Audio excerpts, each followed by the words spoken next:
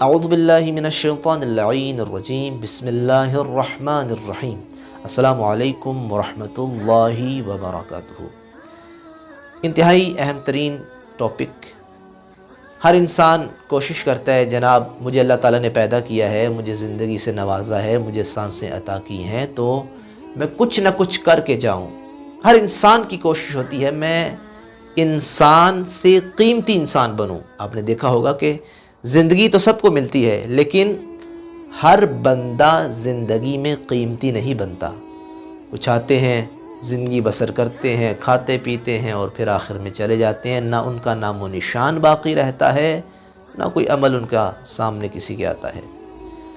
لیکن بعض ایسے انسان ہوتے ہیں، زندگی تھوڑی ہوتی ہے، 20 سال 25 سال 30 سال، لیکن ایسا کام کر جاتے ہیں کہ وہ ان کی یادیں تازہ رہتی ہیں، لوگ ان کو یاد کرتے ہیں، اچھے ناموں سے یاد کرتے ہیں۔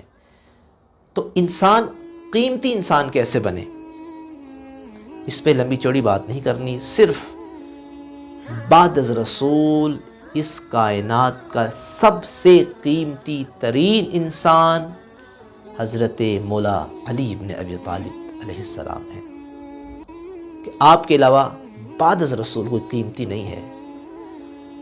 آپ نے اپنی آخری وصیت میں سب سے پہلا جملہ، میں یوں کہوں کہ قیمتی ترین انسان کا قیمتی ترین جملہ کیا تھا؟ فرمایا اوصیکم بتقوی اللہ ونظم امرکم۔ فرمایا کہ تمہیں علی وصیت کرتا ہے کہ تم اللہ سے ڈرو، ونظم امرکم، اور اپنے امور کو منظم کرو۔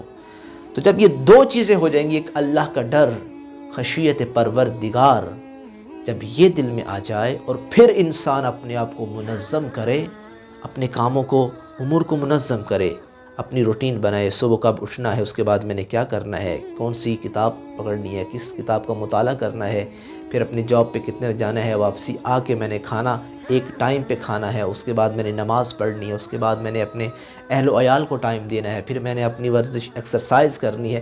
یہ جب پورا آپ کا ایک برنامہ اور ایک مینجمنٹ آپ کی اچھی ہو جائے گی، منظم ہو جائیں گے، تو پھر آپ انسان نہیں بلکہ قیمتی ترین انسان بن جائیں گے۔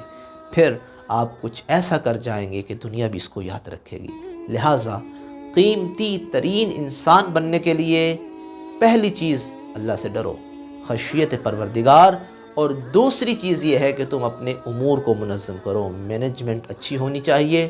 اللہ تعالیٰ آپ کو قیمتی ترین انسان بنا دے گا۔ خدا سے دعا کرتے ہیں کہ اللہ ہمیں اپنے امور کو منظم کرنے کی توفیق عنایت فرمائے۔ والسلام ورحمۃ اللہ وبرکاتہ۔